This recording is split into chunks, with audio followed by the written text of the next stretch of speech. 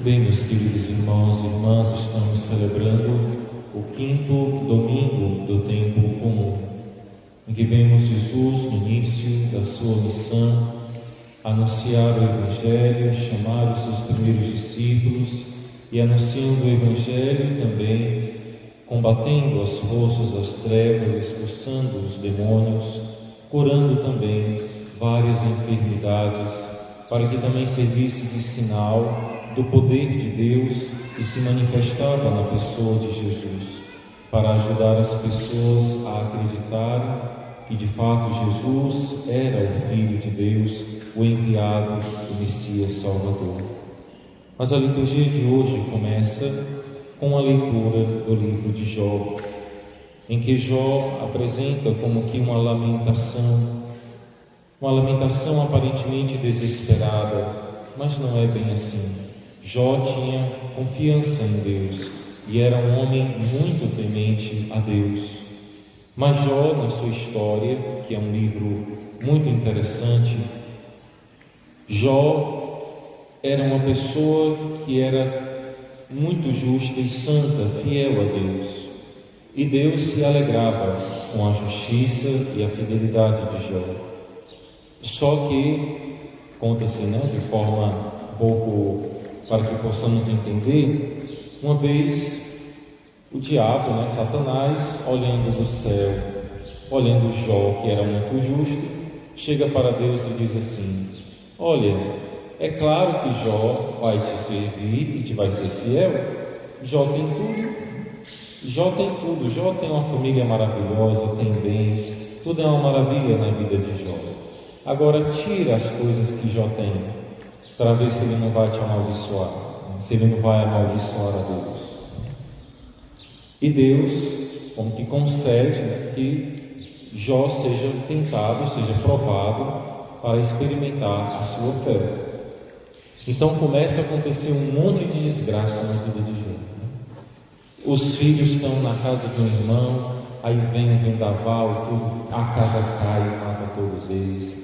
O gado é roubado, tudo se destrói, matam os servos dele. Depois, para piorar, vem sobre ele uma enfermidade que ele fica cheio de chagas da ponta dos pés até a cabeça, cheio de feridas de chagas, que Jó se senta no chão sem saber o que fazer. Até o ponto que a própria mulher de Jó chega para ele e diz assim: não vês que essa tua fidelidade, essa tua justiça não serve de nada? Amaldiçoa a Deus e depois morre. Situação. Nisso vem 3 amigos de Jó para consolá-lo. E diz: quando vê ele de longe, nem o reconhecem. E pegam tão grande a desolação do sofrimento de Jó, coberto de chagas e feridas e de tudo o que aconteceu, que os 3 amigos se sentam no chão do lado dele, se cobrem de cinza, que era um sinal de penitência, e ficam 7 dias e 7 noites sentados no chão do lado de Jó, sem dizer uma palavra, tamanha desolação. Então depois acontece que Jó começa a falar e a se lamentar. Esse livro do Antigo Testamento quer nos ajudar a uma compreensão muito importante. Havia uma compreensão de que Deus retribuía a pessoa de acordo com os seus atos. É o que poderíamos chamar aquela ideia da retribuição. Se eu sirvo a Deus, se eu sou fiel a Deus, se eu me dedico a Deus, Deus vai me dar tudo, também de bens nessa terra. Então, se eu sou uma pessoa que tem dinheiro, que tem boas condições, que tem uma família abençoada, que tudo está bem, que não tem nenhuma enfermidade, é sinal de que Deus está me abençoando e é um sinal de que eu sou fiel a Deus. Mas, se acontecer que tudo começa a dar errado, e começa a aparecer problema, e começa a aparecer doença, e eu caio na pobreza, e acontece um monte de coisa, o que é que as pessoas na época podiam pensar? Olha, se isso aí está acontecendo com ele, é porque tem algum pecado por trás. É porque ele não está sendo fiel a Deus, ele cometeu algum pecado e por isso essas desgraças estão acontecendo. Isso era uma mentalidade que existia, um pensamento. E o livro de Jó quer ajudar a mudar essa compreensão. Não é assim. Não é que Deus dá todos os bens materiais desse mundo se você for fiel, e que se você cometer algum pecado vai recair todas as desgraças humanas de pobreza, de doença, enfermidades. Não é necessariamente assim. E o mais grave ainda, que é a mentalidade que o livro de Jó quer mudar, de nós acharmos que se eu sou fiel a Deus, se eu cumpro os mandamentos, se eu faço tudo aquilo que Deus disse para eu fazer, Deus tem obrigação de me abençoar. Às vezes, vendo uma vez num canal de televisão, uma seita protestante, dessa que construiu até um templo de Salomão, igual a réplica lá para São Paulo, eu acho. Uma vez o fundador, não vou dizer os nomes, mas vocês sabem, e ele, fazendo uma pregação, ele dizia assim, que se a pessoa fizesse uma oferta tal, era uma oferta alto valor, que ele estava pedindo, assim, se você fizer essa oferta no templo de Deus, Deus tem a obrigação de lhe abençoar. Deus vai lhe abençoar porque Deus tem a obrigação de lhe abençoar, porque você está fazendo o que Deus pede. É como se a gente colocasse Deus contra a parede, Tipo assim, eu fiz tais coisas boas, aí eu fiz uma caridade, eu vou anotando ali no caderno. Quando eu morrer, chego lá diante de Deus, está aqui, tudo que eu fiz, abra as portas, eu tenho direito de ir para o céu, porque eu sou uma pessoa boa, o Senhor agora tem que me retribuir. E esse era um problema também que ainda existia na mente de Jó. Jó era temente a Deus, mas ele começou a reclamar. Isso é uma coisa que, se a gente parar para pensar, acontece nos nossos dias. Quantas vezes nós padres na confissão escutamos alguém dizer assim: Padre, eu busco ser fiel a Deus, eu vou para a igreja, eu rezo meu terço, eu devolvo meu dízimo, e Padre, é tanto problema na minha vida. E tem um fulano de tal, que é um vizinho meu, que acho que nem reza, que não sabe nem o caminho da igreja, e a vida dele é tão boa, e está tudo muito bem, e tem dinheiro, e tem condições, e eu passando essa necessidade, quase como que dissesse assim: Deus está sendo muito injusto, como se a gente colocasse Deus na parede e dissesse assim: olha Deus, não é assim não, se eu fiz assim, assim, assim, o Senhor tem o dever de prestar contas comigo e me abençoar desse jeito. É interessante que essa mentalidade que o livro de Jó combate não está distante de nós. Às vezes a gente até conscientemente ou quase que naturalmente temos essa tentação. E qual é o grande ensinamento da história de Jó? Jó, ele tinha o direito de se defender diante dos amigos que achavam que aquilo estava acontecendo porque ele tinha cometido algum pecado grave contra Deus. Ele não tinha cometido. Diante dos irmãos, ele tinha o direito de se defender, mas não diante de Deus. Ou seja, Deus não tem que prestar contas a nós. Deus é Deus e nós somos suas criaturas, tornados filhos pelo batismo. Então isso fica para nós uma primeira mensagem, de que nós devemos nos aproximar e nos relacionar com Deus com humildade, como em ato de adoração a Deus. Tu és o Senhor.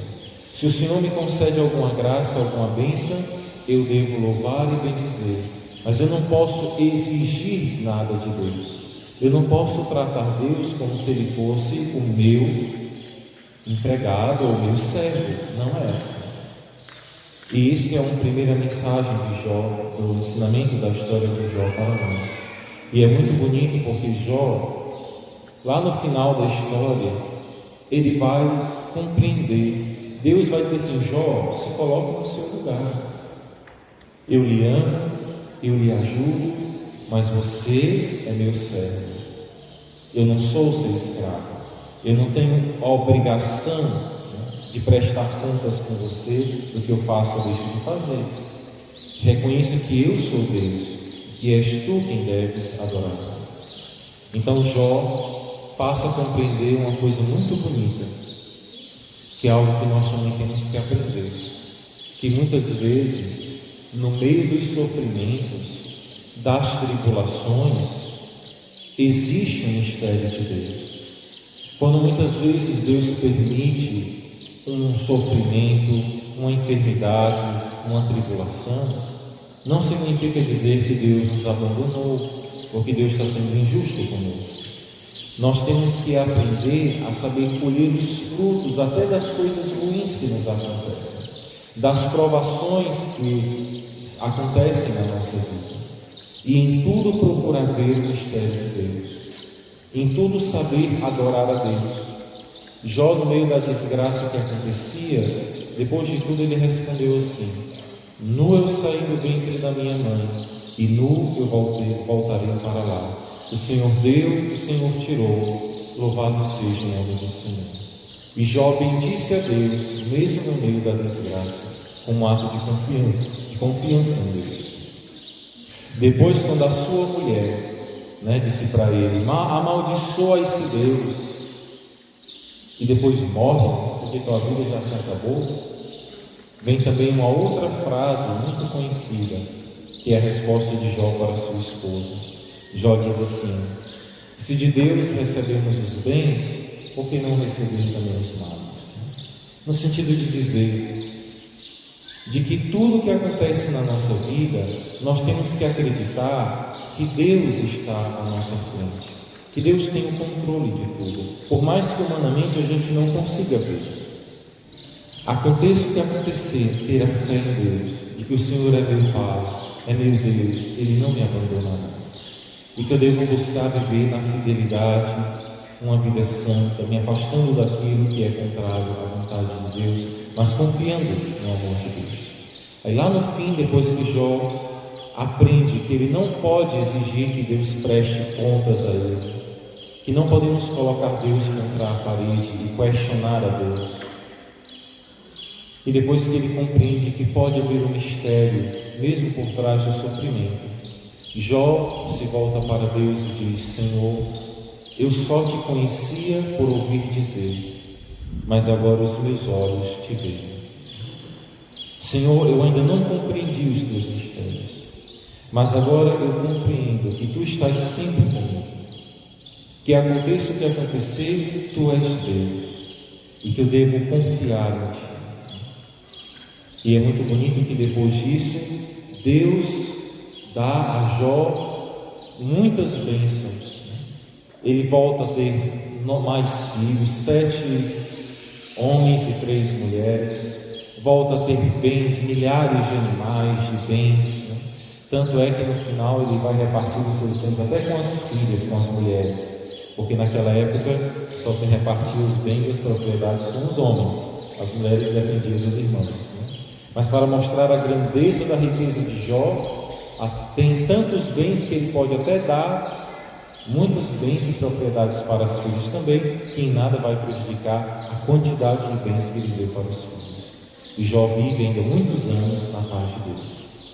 Ou seja, Jó agora volta a ter bênçãos e graças de Deus, mas agora com a nova compreensão de que o que eu tenho de bom, as graças que eu recebo de Deus, não é porque eu posso exigir de Deus ou porque Deus tem a obrigação de me dar, mas dizer que tudo aquilo que eu recebo de Deus, todos os bens e dons que eu tenho de Deus, é graça de Deus, que eu devo louvá-lo e bendizer, e não fruto dos meus méritos, porque nós não temos mérito algum diante de Deus.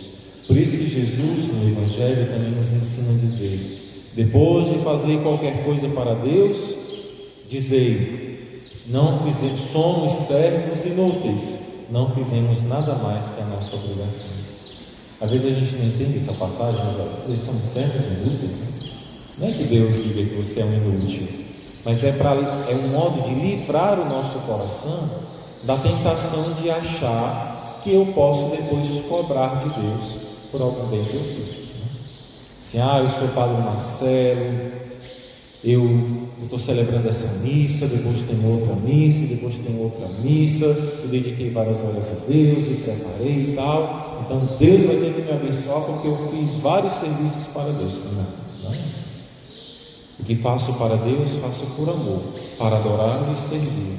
E tudo aquilo que eu recebo dele, recebo como um dom, como um presente de Deus.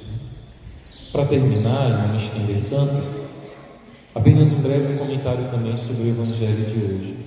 Jesus vai até a casa de Simão, onde está a sua sogra, em casa, de cama, com febre.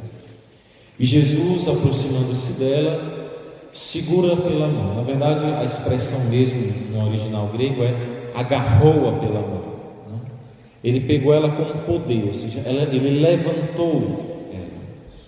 No sentido de dizer que ela se levantou porque Jesus colocou a força dele para levantá-la.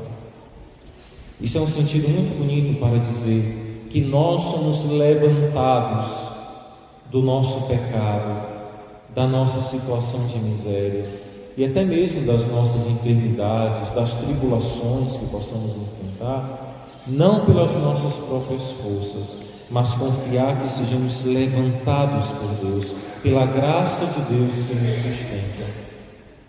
Com uma imagem muito bonita, um ícone, uma pintura de Jesus descendo a mansão dos mortos, e ele vai até Adão e ele pega Adão pela mão.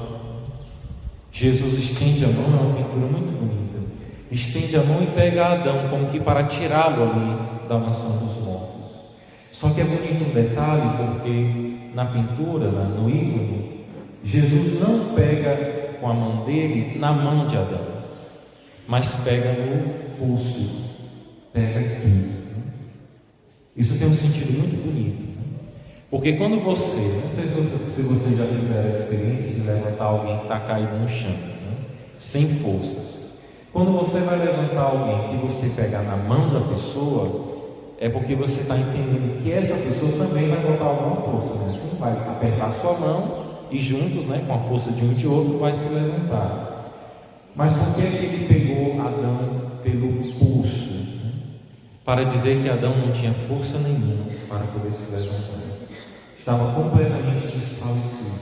E Adão foi tirado da mansão dos mortos somente e totalmente pela graça de Deus.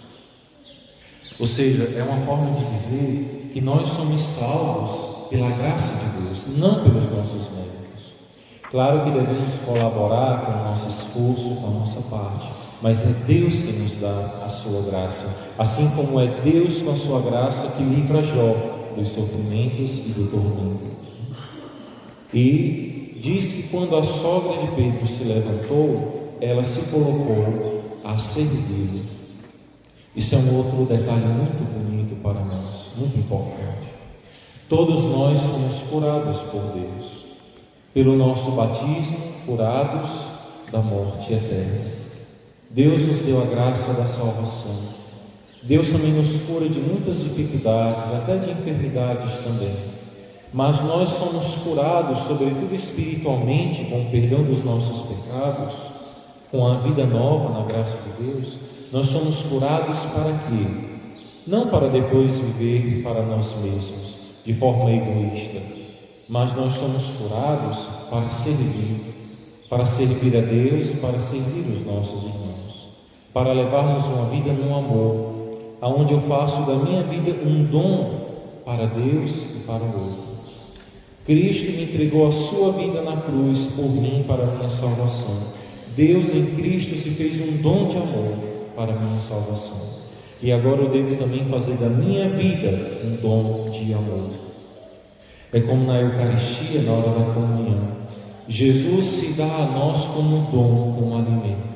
E na hora que eu recebo Jesus na Eucaristia, eu devo também dizer: Senhor, eu te entrego a minha vida como um dom de amor. Tu te entregas a mim e eu me entrego a ti. E é nessa união com Deus, nessa união de amor com Jesus, que nós iremos vencer todos os males. Inclusive, iremos vencer o demônio, o diabo, que também nos tenta, que ali fica sussurrando no nosso ouvido para o pecado, para a desgraça. E muitas vezes experimentamos como que, numa linguagem mais assim comum, aquele frevião para o pecado, aquela tentação, aquela coisa que nos perturba para o mal. Mas nós devemos, unidos por amor a Jesus, dizer: não quero as coisas que são contrárias a Deus, quero estar unido a Deus, quero me aproximar de tudo aquilo que me aproxima de Deus e me afastar de tudo aquilo que me afasta de Deus. E não me deixar levar pela loucura desse mundo, pelas ideologias, né? Sobretudo agora essas ideologias de gênero, né? Que agora tem essas loucuras, que é quase uma demência mental, né? De dizer que ninguém nasce homem, ninguém nasce mulher, cada um decide o que quer ser, né? Não é assim, porque a pessoa que tem mais do que dois neurônios que se conectam um com o outro, sabe que nascemos homens e mulheres, a imagem e semelhança de Deus, assim Deus nos fez. E depois, hoje, a tentativa da legalização, da normatização, até mesmo da pedofilia, né? Eu não vou explicar com mais detalhes, porque temos crianças aqui no meio de nós, mas os adultos devem saber do que eu estou falando, né? Devemos proteger as nossas famílias, proteger as nossas crianças, sobretudo hoje, em muitos filmes, novelas, até mesmo desenhos animados. Fiquem atentos a isso, né? Talvez quem usa Netflix, Prime, Video Prime, né? Essas coisas, né? Amazon Prime, essas coisas que tem vídeos, até nos desenhos estão colocando as ideologias para tentar modelando a cabeça das crianças.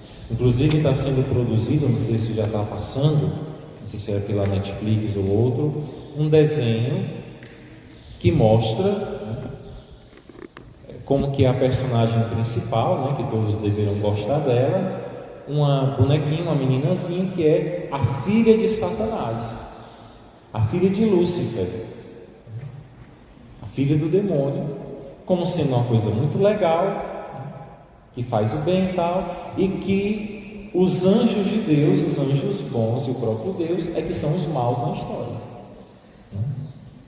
E isso colocado para crianças assistirem. Tem um outro desenho aqui colocado, que é tipo um demônio brincando de jogar as almas no inferno, né? Com uma maquininha, né? Vai passando as almas, como fosse assim, umas alminhas, e ele diz: eu sou o diabinho, eu sou muito legal, a minha alegria é jogar as almas no inferno, né?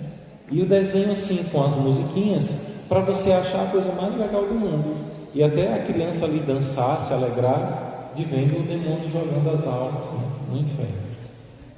E outras coisas, desenhos que coloca, né, bonequinhos, meninos beijando meninos, meninas beijando meninas, e toda uma confusão.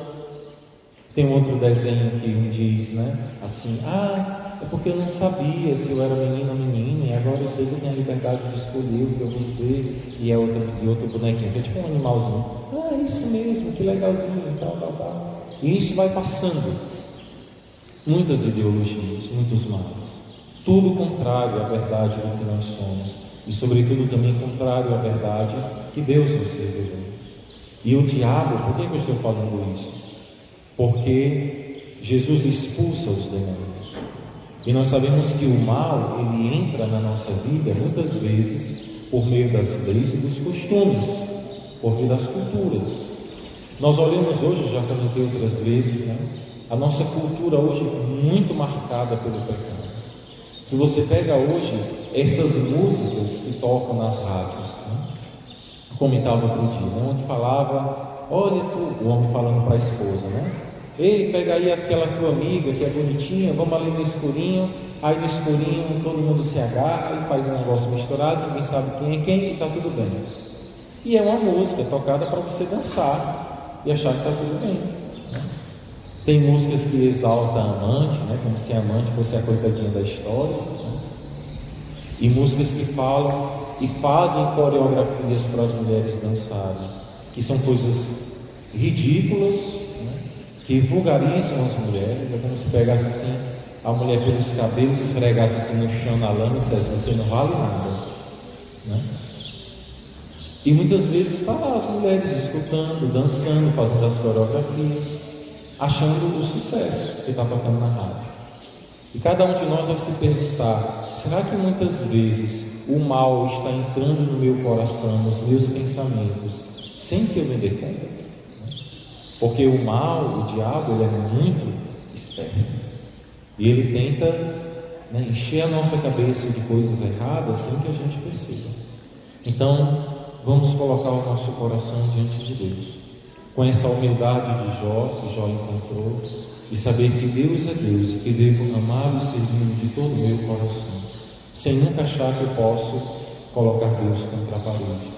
Mas também, aqui como no Evangelho, deixando que Jesus nos tome pela mão, que Jesus nos levante, que Jesus renove em nosso coração a alegria de viver, renove também a alegria de amar e de servir a Deus e aos nossos irmãos.